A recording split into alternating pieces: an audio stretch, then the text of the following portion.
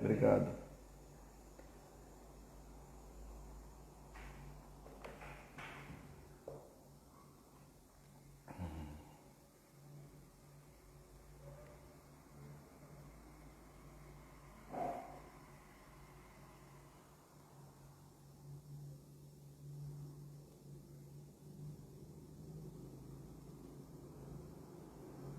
Olá, Stephanie. Seja bem-vinda. Boa noite. Vamos aguardar o restante da turma.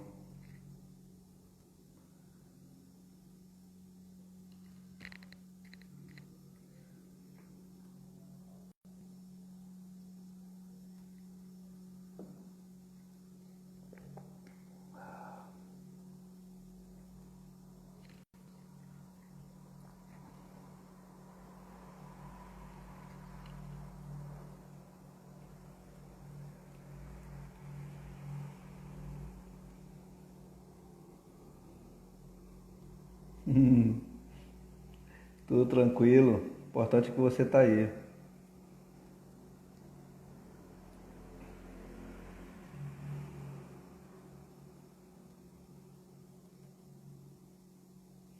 Certo.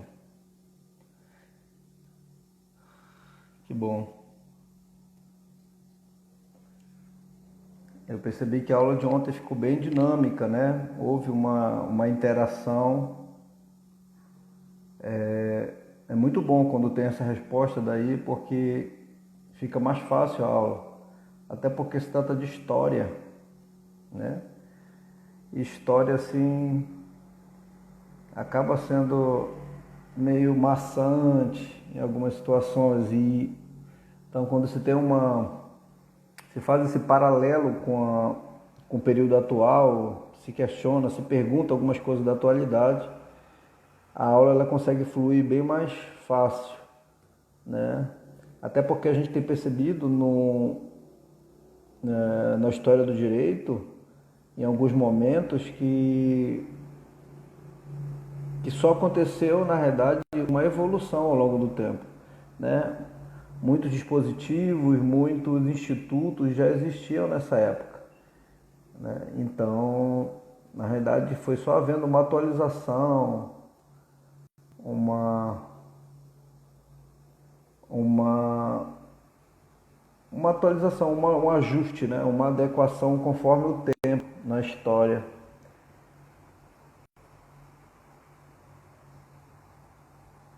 Isso é bom, Stephanie. É um conteúdo muito denso, eu procuro filtrar aqui e passar para vocês aquilo que serve de base para, principalmente para as disciplinas que vão vir e tal, e para o conhecimento básico, assim, em relação a algumas situações, certo, Daniel? Sem problema. Então, em relação a algumas situações, a gente consegue fazer esse link com a atualidade, principalmente em relação a penas, né? A caráter penal, a gente consegue fazer isso e perceber aquilo que começou lá algumas coisas com os costumes dos povos ágrafos e perpassou pelos códigos de Hammurabi, Unamu e tudo, entrou pela Grécia Antiga, entramos em Roma, a gente percebe que esses princípios, esses institutos, eles vão se mantendo ao longo do tempo, né? Então, assim, como eu dizia ontem, na realidade, o que tem que se observar nessa disciplina é justamente essa evolução histórica, né? Essa evolução histórica. Alguns dispositivos, por exemplo, a gente vai começar a compartilhar hoje a respeito da Terra como algo alienável, né? Então a gente percebeu que durante muito tempo a Terra ela era tida como um patrimônio público. Então, assim, e aqui já a partir do direito romano a gente vai começar a observar que a Terra ela passa a ser alienada, ou seja, particulares vão começar a particionar, a se instalar, a se estabelecer né, no seu pedaço de terra e vão começar a se organizar. E aí, por conta disso, a gente vai perceber que vai existir agora o direito à propriedade, né? De uma forma mais organizada, de uma forma mais a ver com os nossos dias, né? A ver com a nossa... Justamente, esse caráter que eu quero que vocês tenham, esse sentido de que a história do direito, como é que ela lida com essa evolução, né? Então vocês vão observar, por exemplo, com o professor Arielson, né? Vai bater muita coisa do que a gente está compartilhando aqui, né? Ele está falando justamente sobre bens, sobre os direitos da pessoa, né? Tanto da pessoa física quanto da pessoa jurídica. E aí vocês vão observar muito que alguns dispositivos, né, que ele está citando para vocês já existiam nessa época aqui, né? Já começaram a existir. Então, assim, é muito interessante fazer esse link da história com a atualidade, né? Muito, muito interessante mesmo.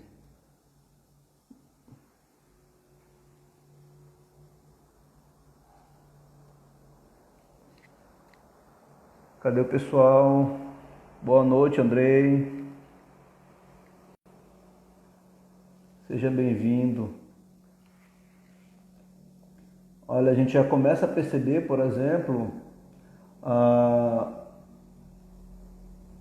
no artigo 1630 do Código Civil, né, que já existiu uma evolução.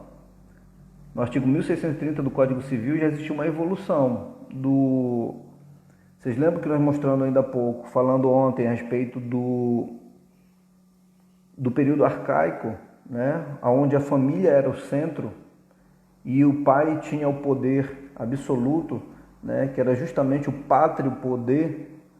Você percebe que hoje, já na nossa atualidade, aqui no artigo 1630 do Código Civil, não se fala mais pátrio poder, mas se fala poder familiar, né? Muito interessante. Então você percebe que houve uma evolução, ou seja, quando se tira esse termo pátrio poder e se altera para poder familiar, você percebe que o pátrio, né, que seria aquela coisa patriarcal, o poder na mão do chefe da casa, do homem, né, que tem o poder tinha o poder inclusive de aceitar ou não um filho recém-nascido na sua casa, tinha o poder inclusive de determinar. Tá com o vadimeco na mão? Então é o 1630 do Código Civil. Tá? Então, assim, a gente percebe que aquele pai que tinha o poder, inclusive, de mandar matar o filho, né? Se ele nascesse com alguma deformidade, porque ele não ia servir para o exército, ele não ia servir para trabalhar na agricultura, ele não ia servir para o serviço militar, para trabalhar na agricultura, então ele tinha o poder, inclusive, de tirar a vida do filho ou de vender o filho saudável, né? Ele poderia vender até por 3 vezes, né? Então, você percebe que houve uma evolução desse direito, né? Houve uma evolução desse princípio do pátrio poder que existia lá no período arcaico, né? Para uma realidade aqui de nosso Código Civil de 2002, né? Onde se passa a existir agora não o poder do pai, o poder do patriarcado, mas o poder familiar. Ou seja, todos os entes da família têm a sua importância no papel que exercem dentro dessa unidade familiar, né? Então, o pai, a mãe, o filho tem importância, né? Os diferentes modelos de família, né? A família hoje ela não é só mais aquele padrão como antes, né? O pai, a mãe, o filho, né? Houve uma evolução nos modelos de família que nós temos, né? Então hoje existe a avó que mora com o neto, que é um tipo de família, né? Existe o pai que não tem a mãe, mora só o pai e os filhos também, que é o modelo de família. Existe a mãe sem o marido, né, que cuida dos filhos, que também é um modelo de família. Né? Existe a relação homoafetiva, que também é considerado e equiparado a uma unidade familiar, um modelo de família. Né? Existem as tias que cuidam dos sobrinhos porque os pais foram embora ou morreram. Isso também é um modelo de família. Então você percebe que houve uma evolução ao longo do tempo, se considerarmos esse início do período romano, né? Esse período do período arcaico, né? Houve uma evolução muito grande ao longo do tempo. Ontem eu coloquei para vocês o caso, não sei se vocês tiveram a curiosidade de pesquisar, né? Da menina Mary Ellen Wilson, que é justamente um dos casos emblemáticos americanos, né, que demonstram que a criança ela não tinha o mínimo de legislação que amparasse os seus direitos básicos, seus direitos fundamentais, né? No tanto que no caso da Mary Ellen, utilizaram uma lei que amparava maus tratos contra os animais para poder a corte americana garantir o direito à defesa, né? Usando o seguinte argumento: se existe uma lei que previne maus tratos contra os animais, né, ela estaria amparada porque ela é um ser humano, então ela teria que ter seus direitos resguardados. E a partir daí, né, começaram a criar normas que resguardavam o direito das crianças e dos adolescentes. Então, assim, o que a gente tem que observar é justamente essa evolução. O que a gente tem que ter o sentimento, a percepção, é justamente dessa forma evolutiva, evoluída, né, do nosso direito, né, que vem justamente desse período arcaico aí e passa pelo período clássico e pós-clássico, né? E a gente vai percebendo cada mudança na sua forma, no seu tempo.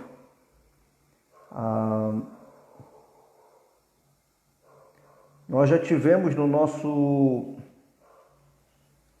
nosso país, né, falando ainda da questão de família, falando do direito da criança e do adolescente, né, comparando com esse período arcaico, que eles não tinham nenhuma resguarda, nenhuma proteção, né? Nós tivemos aqui, antes do ECA, do Estatuto da Criança e Adolescente, da Lei 8.069 de 90,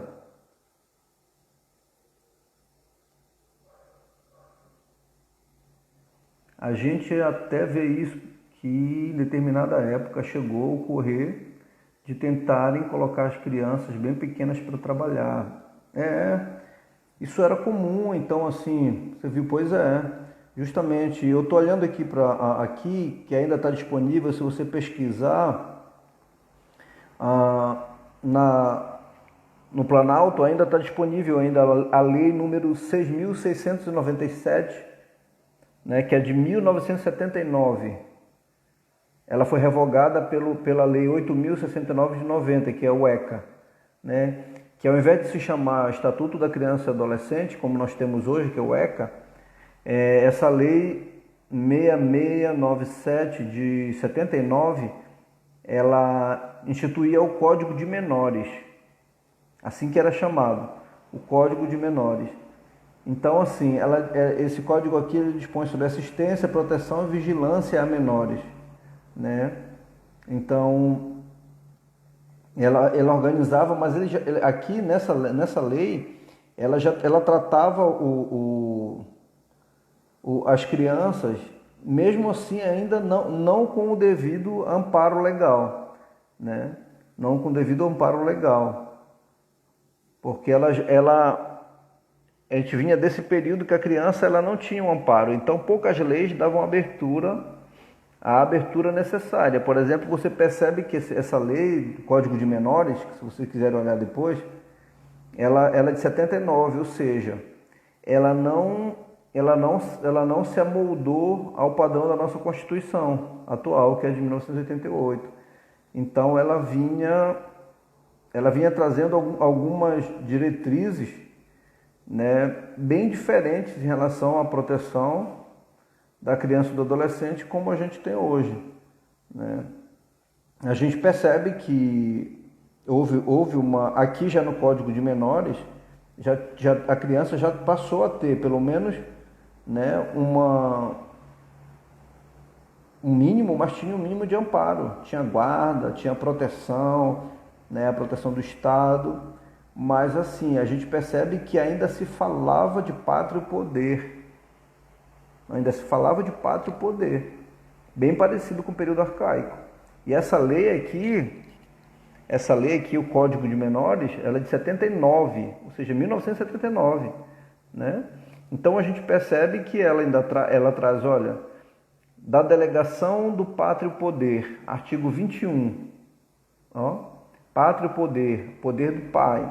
Então admitir-se-á delegação do pátrio poder desejada pelos pais ou responsáveis para prevenir a ocorrência de situação irregular do menor. Procederão a decisão homologatória, estudo social, audiência do Ministério Público e tal. A delegação do pátrio poder poderá ser exercida pessoalmente, vedada a desoneração unilateral. Ou seja, aqui não se falava nem de perto de guarda entre os pais, guarda compartilhada. Isso não existia, né? Então, a gente percebe que há uma evolução ao longo do tempo. E eu estou vendo que, pelo jeito, só vocês dois mesmo. Vamos começar a nossa aula aqui. Embora a aula já tenha começado, mas a gente vai entrar um pouco mais no assunto, porque eu percebo que a turma hoje não vai assistir a aula, né? Deixa eu colocar bem aqui uma mensagem no WhatsApp de novo.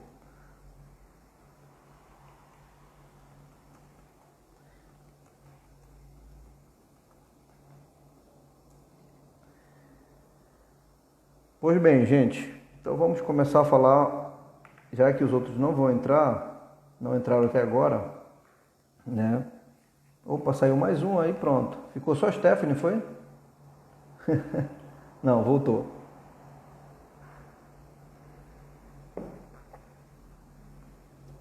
Tá, então a gente viu que, né, vocês dois assistiram a aula de ontem, né?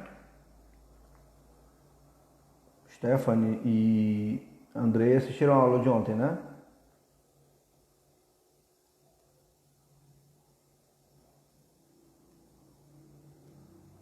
Sim?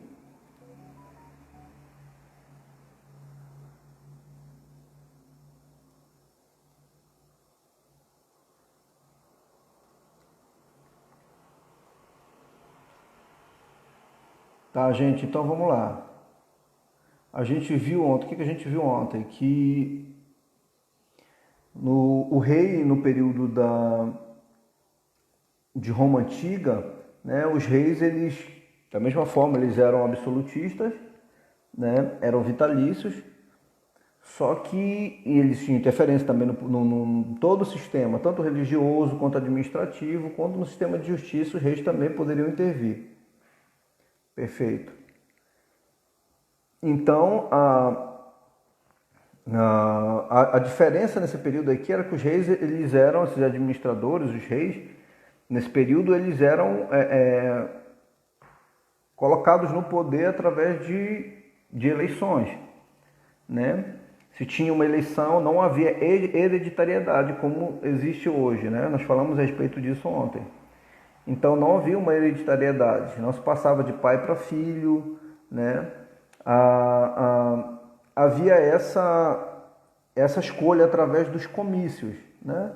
E eles tinham poder, e eles, através desse poder que eles exerciam, né, as decisões deles eram unânimes e não permitiam recurso, Boa noite, Vitor. Bem-vindo.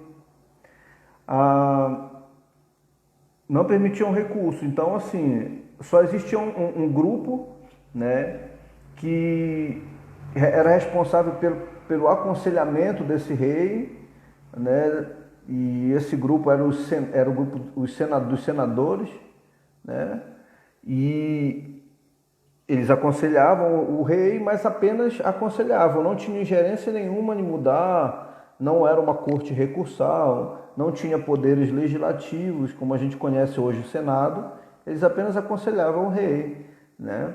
Mas isso se durou ainda por 200 anos, mas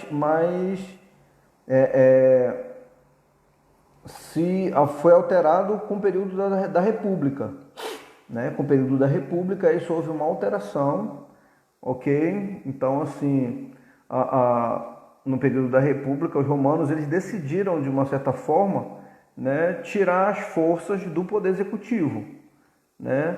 De forma que evitasse aquela concentração exagerada nas mãos do rei. Nesse período, o Senado passou a ter maior influência, né? Passou também a ter maior apoio. E aqui a gente viu ontem que aí passou a existir já a classe dos magistrados, né? Só apenas como administradores da justiça, né? Esses magistrados eles agiam de duas formas: uma forma ordinária, que era justamente cuidando da administração da justiça, né? Agindo na preparação, na instrução das partes, na preparação do processo, né? Mas eles não tinham a função de julgar, judicante, a função judicante como a gente percebe que existe hoje nos magistrados. Tá? E a outra função, a função extraordinária desses magistrados era a responsabilidade de cuidar dos censos, que aconteciam de 5 em 5 anos. Ok? Então, essa classe era chamada de censores. Perfeito? Então, os magistrados nesse tempo, o que a gente tem que compreender? Em Roma Antiga, no início da evolução do direito em Roma, começou a existir a figura dos magistrados, né? Primeiro existia a figura do rei, que ele era absolutista, ele coordenava o sistema religioso, ele coordenava a justiça, o rei mandava em tudo, né? A decisão do rei não cabia recurso à decisão do rei, ok? Ele não tinha o cargo, o rei assumia por eleição, né? Ele não cabia aqui a hereditariedade. Esse rei, se por algum motivo ele renunciasse ao cargo, houvesse uma vacância no cargo, tinha que haver novas assembleias. Isso se dava através de comício, chamado comício curato. Perfeito? Nesse período existia a figura do Senado, né, que vem da palavra senis, que vem de senhor, que tem a ver com ancião, aqueles que aconselham o rei. Tá? E os poderes entregues na mão dos senadores eram justamente só de aconselhamento, de aconselhar o rei. Eles não tinham ingerência nenhuma e não poderiam mudar a decisão do rei. Não tinham poder legislativo nenhum. Não, o poder moderador, Andrei, já tem a ver com a Constituição de 1824, que é a Constituição do Império. Lá que existia um quarto poder, que era um poder moderador, que tinha ingerência sobre os demais. Nesse período aqui, né, nesse período aqui de Grécia Antiga, nem se falava em poder moderador. Aqui o poder era concentrado na mão do rei. Tá? Então a concentração desse poder na mão do rei, ela começou a diminuir, né? Começou a diminuir porque existia, na realidade, um grupo nesse período aqui chamado de magistrados, né? Mas os magistrados aqui que existiam nessa época, eles eram só responsáveis pela administração da justiça, né? Por administrar as audiências, por administrar os julgamentos e tal, mas eles não tinham a função judicante, eles não tinham as funções de julgar, não era essa, tá? As funções dele. Então, assim, só que com o tempo, os magistrados, eles começaram por estarem mais próximos do povo, porque eram aqueles que tinham contato com o povo, né? O povo aqui leia-se plebeus, né?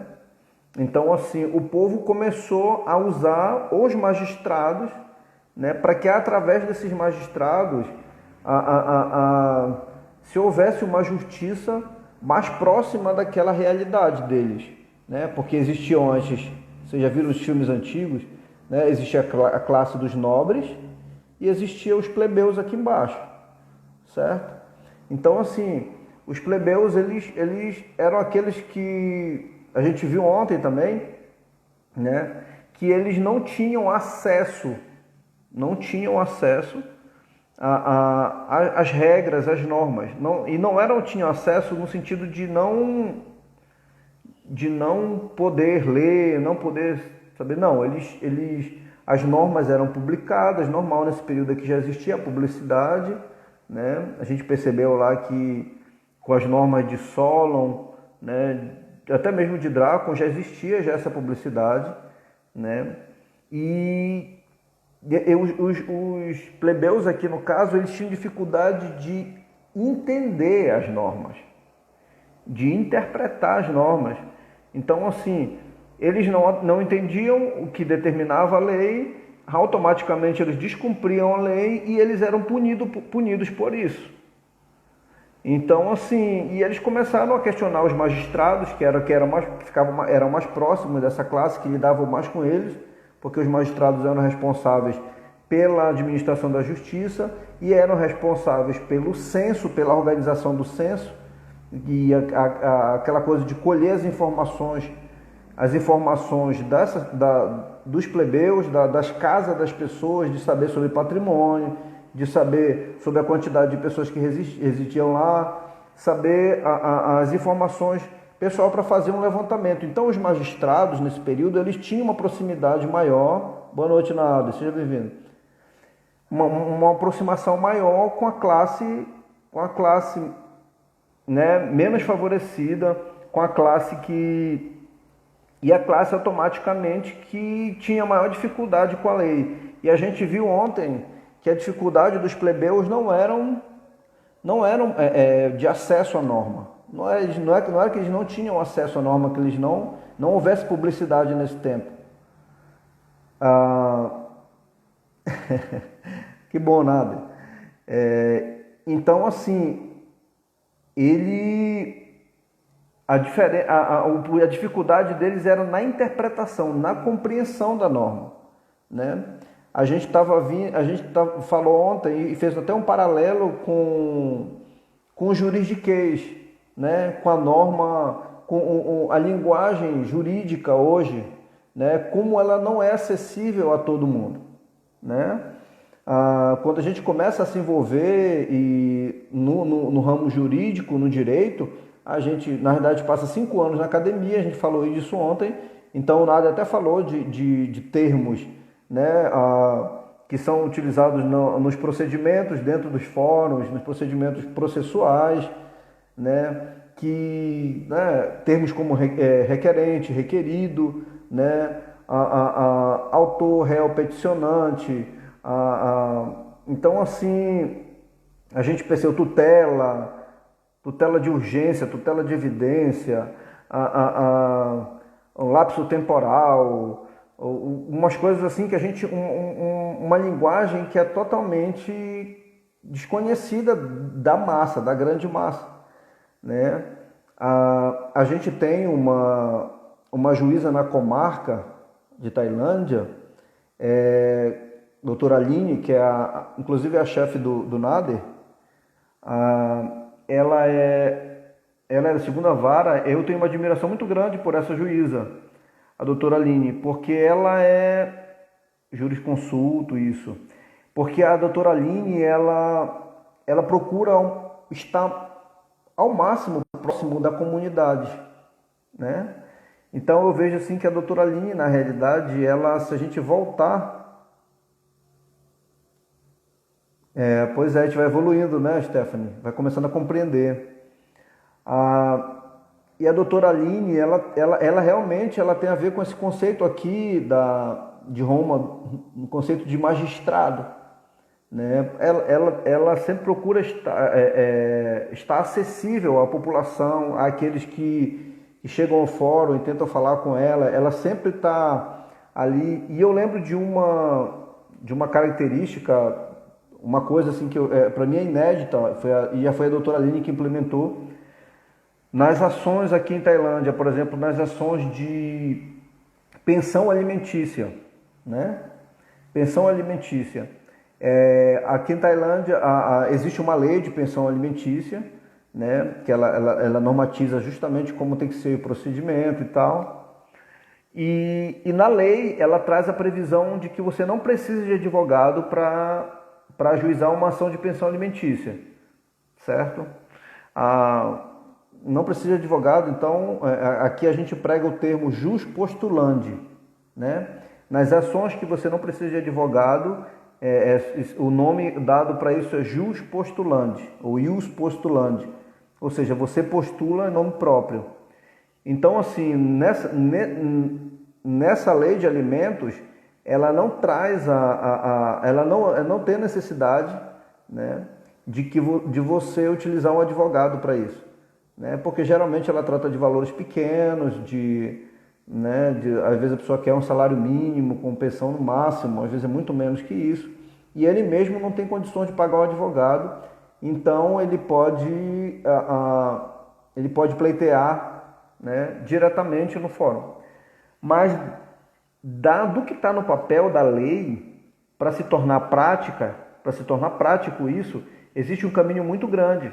Até porque o cidadão comum ele nem entende a lei, ele nem sabe que existe essa previsão, né, de atuar no judiciário sem a presença de um advogado em determinadas ações, como na pensão alimentícia, como na reclamatória trabalhista, né? Você não precisa de advogado, né?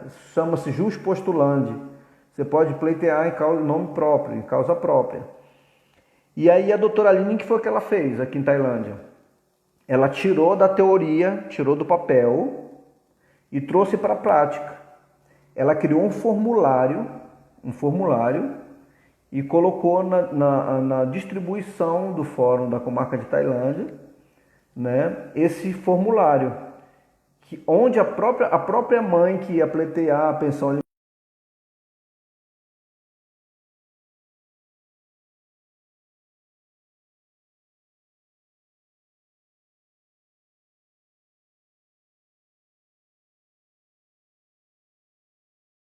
alimentícia, os dados da criança, e a mãe mesmo dava entrada, né, nessa ação, e a ação começava a andar.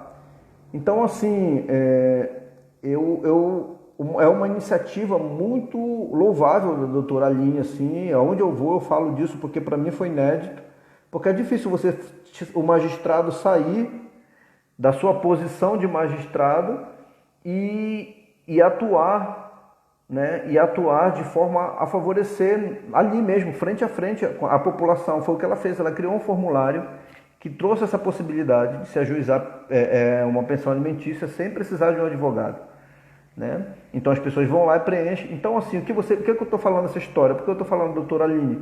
Porque ela, nesse aspecto aqui, ela demonstra justamente a figura do magistrado em Roma Antiga. Porque o magistrado, como ele era responsável pela administração da justiça, né, ele era aquele que coordenava, que organizava toda as audiências, ele é aquele que organizava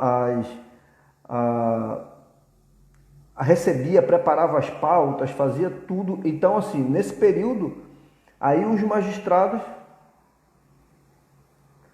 isso, na ação de pensão alimentícia e execução, né? As duas podem ser feitas sem depender de advogado, com iniciativa da parte.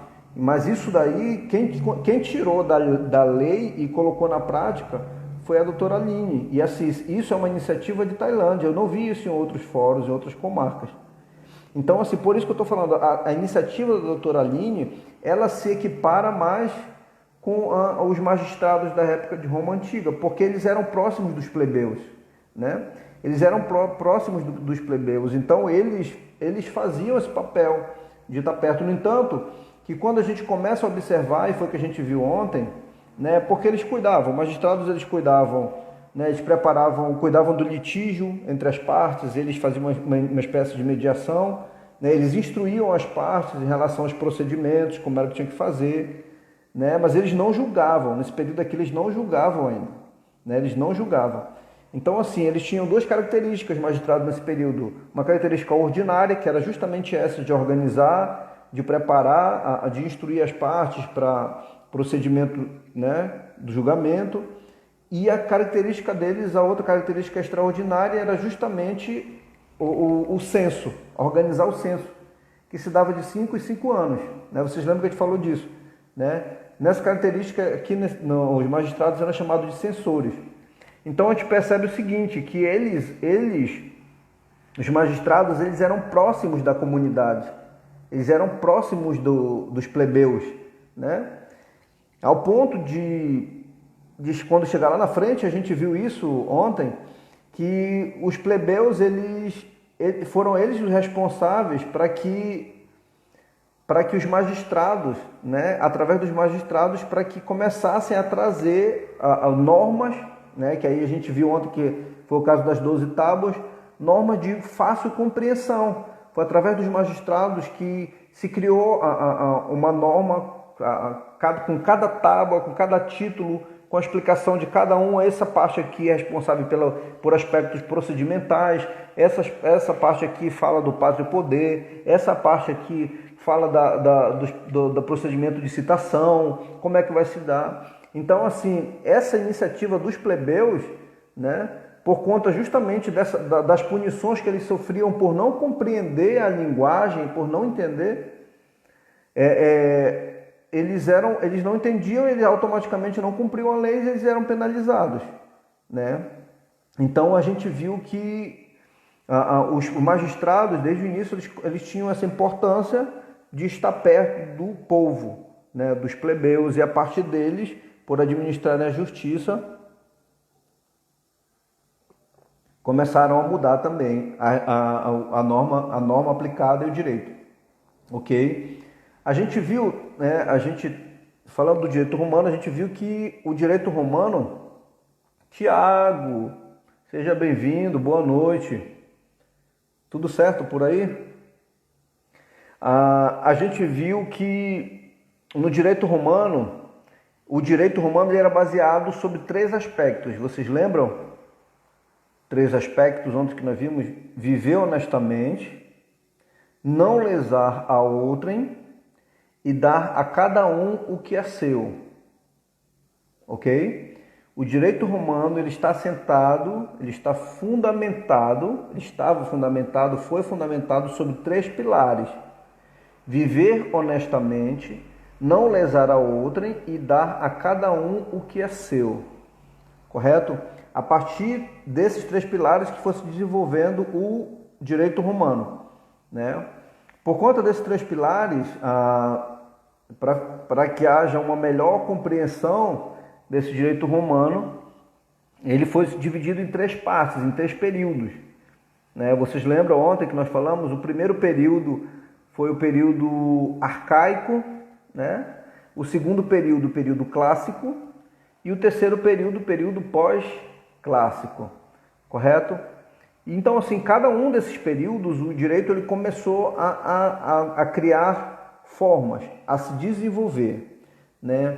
Eu falava ainda há pouco para Stephanie que o importante da disciplina História do Direito é você perceber o aspecto evolutivo do direito ao longo do tempo, ao longo dos anos. Desde lá dos povos ágrafos, né, os povos sem escritas, né, passando por toda aquela codificação inicial, né, o Código de Unamu, Esnuna, Hammurabi, a Lei de Drácon, a Lei de Solon, né, a Grécia Antiga, Roma, até chegar no nosso tempo. É muito interessante quando você percebe essa evolução. E eu falava para a Stephanie ainda há pouco, né, que nesse período arcaico aqui, né, como a gente viu ontem, ao longo das nossas aulas a gente está vendo, que a família era o centro, né? A família era o centro. Então se falava em pátrio poder, o poder do pai, o poder do patriarca da família, né? Uma criança nascia, ela só podia entrar na família e fazer parte daquela família se o pai aceitasse, né? Se a criança nascesse, tivesse alguma deformidade, tivesse alguma deficiência, que não fosse servir, né, entre aspas, para ser militar, ou não fosse servir para trabalhar na agricultura, essa criança, o pai poderia muito bem determinar que ela fosse morta. Já está no sangue, né? Que bom. Que bom. Então, assim, que ele poderia determinar que aquela criança fosse morta. Então, a gente viu ontem que a criança ela não tinha direito resguardado nenhum, né? E assim, então, para que vocês percebam essa evolução do direito romano até chegar nos nossos dias atuais, basta você olhar, por exemplo, o Código Civil, né? Vocês estão estudando com o professor Arielson, então ele está estudando você no Código Civil. No Código Civil, no artigo 1630, né, se você for observar, não se fala mais em pátrio poder. Não se fala mais em pátrio poder, né? Já se fala do poder familiar. Olha a evolução, né?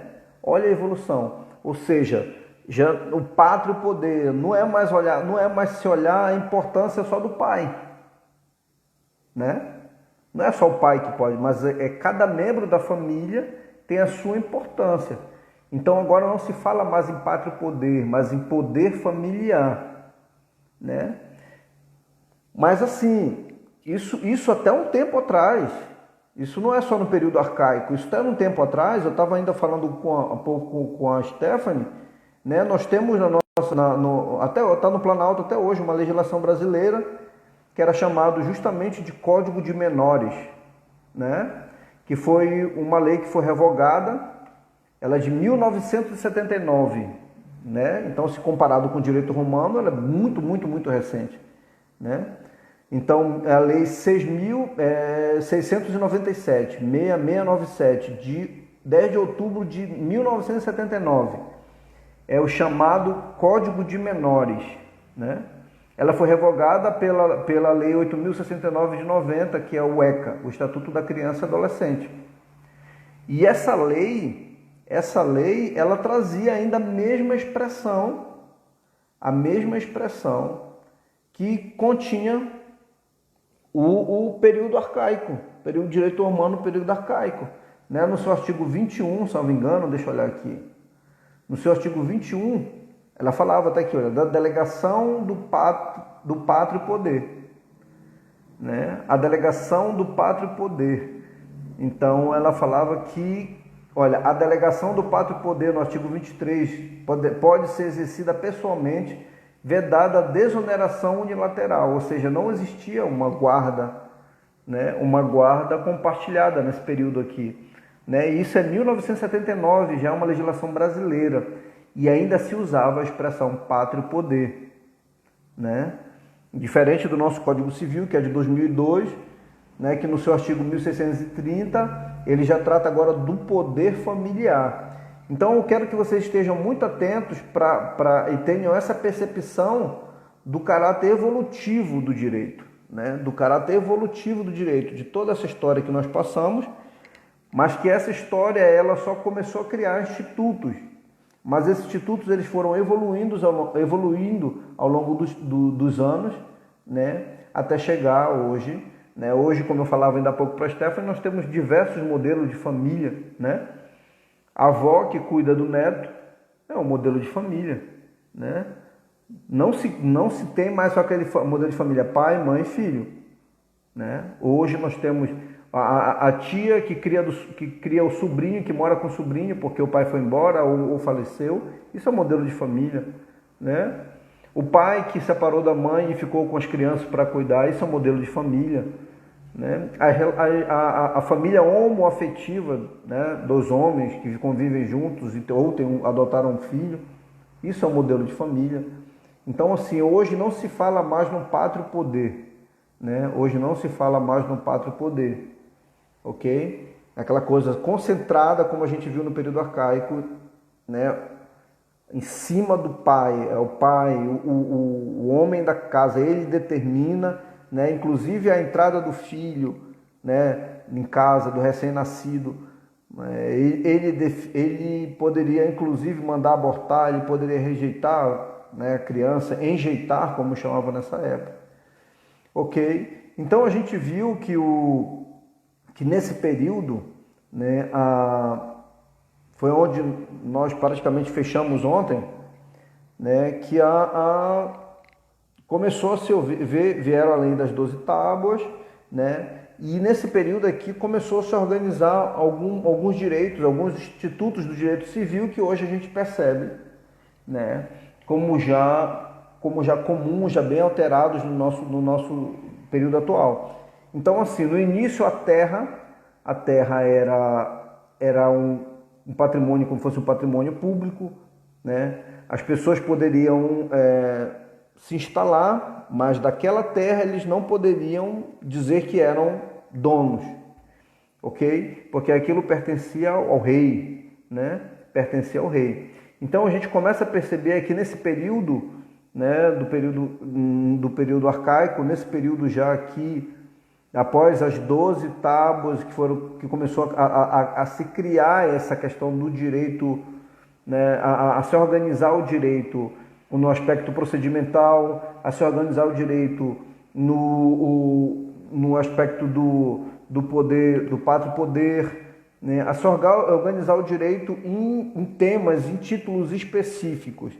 Então a gente percebe que ela trouxe justamente, um dos requisitos que ela trouxe foi justamente essa organização da terra, né? A gente percebeu ontem que a gente começou a olhar, então, na tábua de número 6, né, da Lei das 12 Tábuas, na tábua sexta, na sexta tábua ela fala justamente, ela trata da propriedade, Então você percebe que a Lei das 12 Tábuas ela já começou a organizar a vida dos romanos. Já a terra já não era mais só um patrimônio do rei, né? Não era mais, a terra passou a ser alienável, porque a terra antigamente era tido como um bem inalienável, porque era concentrado na mão do Estado e ele não poderia. Isso justamente, Stephanie, período da série de época a gente percebe muito isso, né? Que existem aquele povoado, né? E tudo que se faz ali, tudo que se quer fazer, tem que ir informar, comunicar ao soberano, o rei, para que ele diga se pode, se não pode. Havia muito a questão de ser nômade justamente por conta disso, porque a terra não poderia ser fracionada, né, como um patrimônio da pessoa. Mas nesse período aqui de Roma já começa a se ver esses primeiros traços, né, do direito à propriedade. Então a terra ela passou a ser alienável, ok? Ela passou a ser alienável. Então assim, ela não era mais exclusividade da administração pública, né? O particular, a pessoa, ela começou a poder ter direito de alienar aquela terra, né? Então passou a haver assim um reconhecimento do direito de vizinhança, né? Vizinhança tal como a gente conhece hoje. Então, assim, alguns regramentos, que você já viu, deve ter visto mais ou menos com o professor Elcio, no direito civil, a gente começa a perceber aqui porque passou a existir o direito à propriedade. Então, se passou a existir o direito à propriedade, alguns direitos, né? Alguns direitos meus, que a gente já é bem comum hoje, alguns direitos meus enquanto proprietário, enquanto dono de uma área, de uma terra, começaram a ser vistos por primeiro. Então, assim, começou a existir, por exemplo, o direito de cortar galho de uma árvore de um vizinho, né? Cortar um galho de uma árvore que esteja invadindo o quintal, por exemplo, né? Você pode cortar, começou a existir nessa época, né? Ou de colher os frutos, né, que venham cair da árvore de um vizinho no seu quintal. Isso passou a existir nessa época, porque a terra passou a ser alienável. Passou a haver primeiros traços de direito à propriedade, né? O que antes nem pensar, né? Então, assim, a gente começa a perceber isso e a gente entra bem aqui agora. Eu vou fazer um resumão bem aqui do direito do direito arcaico, né? Desse período arcaico do direito romano. Vamos tentar organizar bem aqui. Então, nesse período arcaico, para a gente poder fechar e passar para o direito clássico, né? Nesse período bem aqui, a família era o centro, certo? A família era o centro, o direito protegia o pátrio poder, então o pai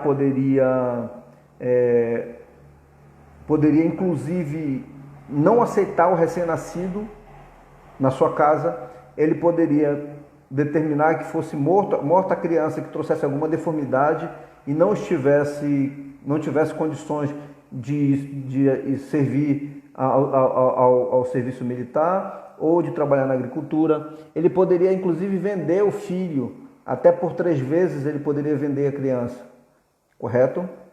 Poderia vender a criança. Então era concentrado, no período arcaico, era concentrado na família, tá? A família era o centro de tudo nesse período arcaico, certo? Então houve esse pátrio poder estabelecido. A gente percebeu também que os plebeus nesse período arcaico eles eram penalizados por não compreender a norma, né? A norma expressa, ele não entendia o que estava expresso na norma, nas regras de conduta, e automaticamente eles não seguiam e eles eram punidos por conta disso. Entendeu? Eles eram punidos por conta disso. Foi justamente nesse período aqui. Aí, por conta dessa reclamação dos plebeus que chegavam até os magistrados, né? Chegavam aos magistrados de forma recorrente, né? Inspirados na lei de Solon, né? Que já era aquela lei mais branda que a gente estudou, né? Eles começaram a organizar uma norma que fosse esculpida com títulos, de forma bem acessível a todos, né? Que a linguagem fosse mais compreendida, determinada por títulos. Isso chamaram a Lei das 12 Tábuas, né? Que trouxe vários institutos, ok? Vários institutos. Então, a organização procedimental, judicial, normas contra inadimplentes, pátrio poder, sucessões e tutela, propriedades, delitos, direitos prediais, direito público, direito sagrado e normas complementares. Tudo isso veio na Lei das 12 Tábuas, né? Então a gente percebeu que nesse tempo aqui, para a gente concluir e entrar no período clássico, né, passou a ter mais uma igualdade jurídica, né? Não mais se buscava uma igualdade civil como tinha antes, né?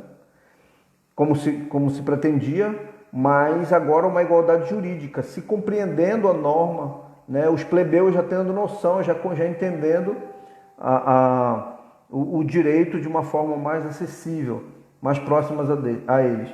A terra, nesse período, passou a ser alienável, né? Ou seja, a gente já vê os primeiros traços do direito à propriedade, né? Diferente do período de antes, que ela pertencia à administração pública, agora não. Nesse período, no fim do período arcaico, a terra ela já começa a ser alienada, né? Já se começa a ver os primeiros traços do direito civil aplicado à propriedade, né? Somente no que tange ao direito de vizinhança. Então, se a pessoa quiser cortar um galho da árvore do vizinho que está para o terreno dele, ele pode, né? Colher os frutos que caem, já começa a ver primeiro traço. E a gente entra agora num período chamado de período clássico, né? Que também é um período que traz uma importância à trajetória do direito romano. A gente vai ficar aqui hoje, a gente vai ficar só nesse vídeo, eu não sei quanto tempo a gente já tem, mas a gente vai ficar só nesse vídeo hoje, tá? Porque eu tenho que terminar um trabalho aqui, uma peça que eu tenho que entregar amanhã. Então a gente vai ficar só nesse vídeo hoje. Então aqui nesse período clássico, o direito romano a gente pode dizer que ele alcançou o auge dele, certo? O direito privado aqui nesse período ele passou a ter um caráter laico, Ou seja, deixou de haver aquela vinculação que a gente lembra que existia dos preceitos religiosos, né? Passou a existir aqui nesse período clássico também uma divisão entre direito público e direito privado, né? O que até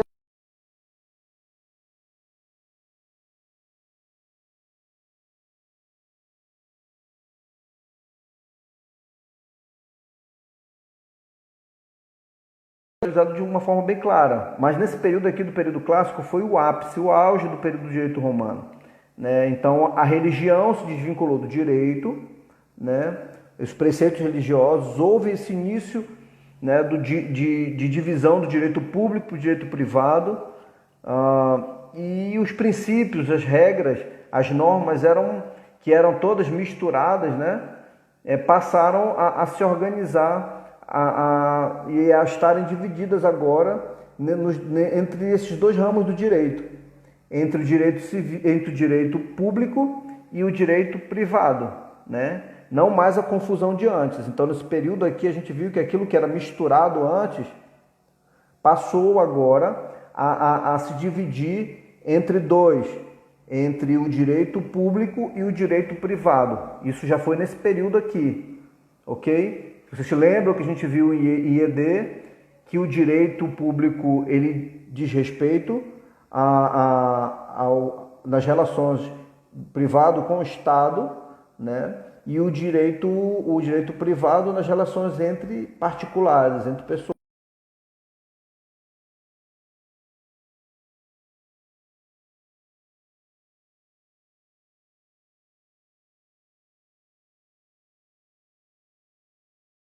Muito intensas, muito grandes, né? Os textos nessa época foram numerosos.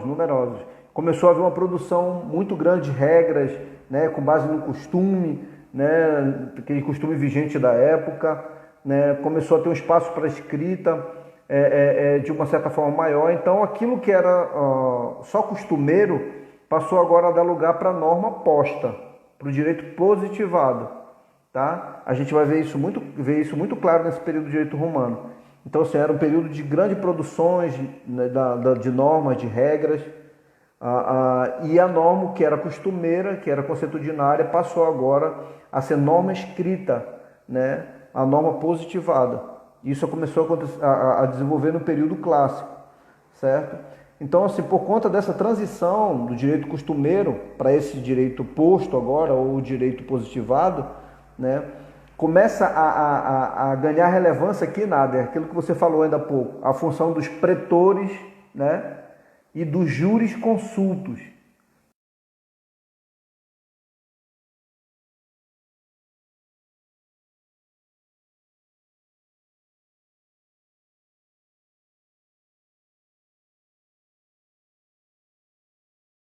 Novas, né, nesse período clássico, que é a figura dos pretores e dos jurisconsultos, né? Os pretores que exerciam basicamente a função de administração da justiça, né? Assim como a função exercida pelos magistrados gregos lá antes, né? Então eles eram responsáveis agora nesse período clássico pela administração da justiça, os pretores, certo? E aqui a gente já começa a ver, por exemplo, que nessa primeira fase do direito romano, essa administração da justiça, ela consistia na edição dos chamados editos, né? Que eram